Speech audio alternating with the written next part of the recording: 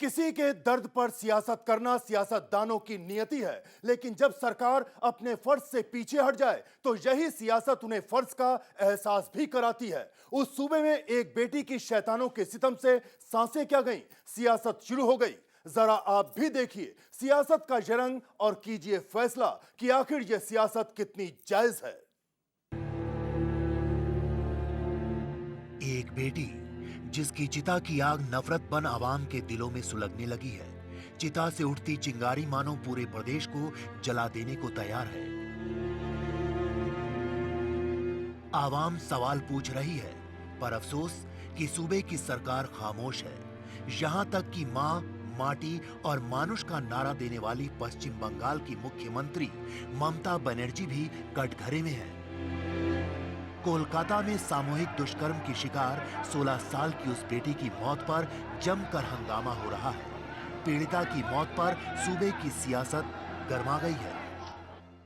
Actually, her father and mother, parents and the relatives, they have recovered the body, and they have demanded that unless they submit the memorandum to the governor, they are not allowed to burn it.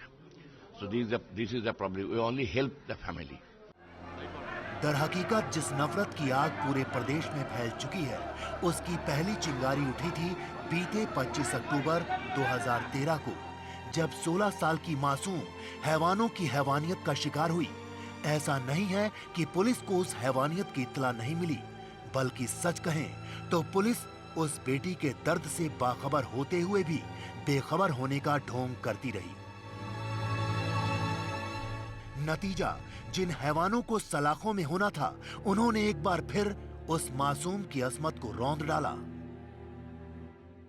घटना के एक दिन के बाद तो उसका फिर उसको वहाँ से उसको पिकअप किया गया है, फिर उसके साथ रेप किया गया है। रेप करने के बाद रेलवे स्टेशन जीआरपी जो है उसको मतलब जीआरपी जो है उस देखे तो हैंड पकड़े, लड़का लोग से भाग गया, उसका जीआरपी उसको हैंड ओवर फैमिली को किए। फिर सेकंड रेप का फिर कंप्लेन वहाँ पे दिया गया। वह घटना यही था। उसके बाद 6 आरोपी जो अभी जेल में है। फैमिली का हम लोग डिमांड है उन लोगों को फांसी हो। एक बार नहीं बल्कि 2-2 बार हैवानों ने उस मासूम को अपनी हवस का शिकार बनाया। अगर शैतानों के सितम का सिलसिला यहीं थम जाता तो भी गनीमत थी।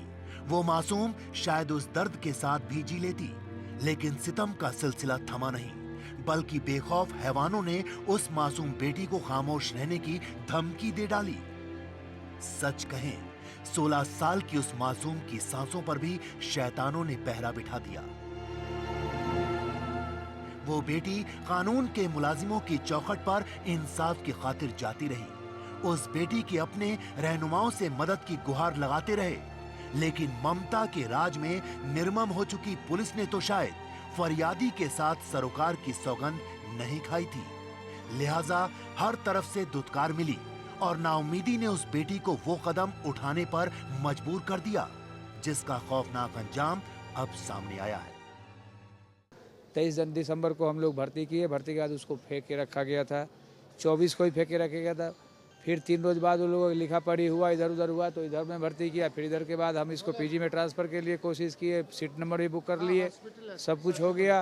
ये लोग रेफ़र नहीं किया, बोला हम लोग रेफ़र नहीं करेंगे, आप ऐसे बिना कागज़ पत्र के डिस्चार्ज करके ले जाइएगा, ले जा सकते हैं। फिर हम नहीं ले गए, लास्ट में आज उसकी मौत हो गई। एक बार फिर घर वाले इंसाफ की मांग कर रहे हैं, पर गनीमत है कि इंसाफ की जंग में उस महरूम बेटी का बाप अब अकेले नहीं है, बल्कि आवाम उसके साथ है। बेशक पीड़ित परिवार का प्रदेश से कोई ज्यादा नाता नहीं है, वो बिहार के रहने वाले हैं, लेकिन जो दर्द उस बेटी और उसके घर वालों ने सहे, उसने सूबे के सोए हुए बेदर्द लोगों को भी दर्द का एहसास करा दिया। कानून व्यवस्था को लेकर ममता सरकार पहले से सवालों के घेरे में है। नाबालिग के साथ सामूहिक दुष्कर्म की ये ताजा घटना ममता की मुश्किलें और बढ़ा सकती है। पुरुषोत्तम कुमार सिंह, P7 न्यूज, कोलकाता।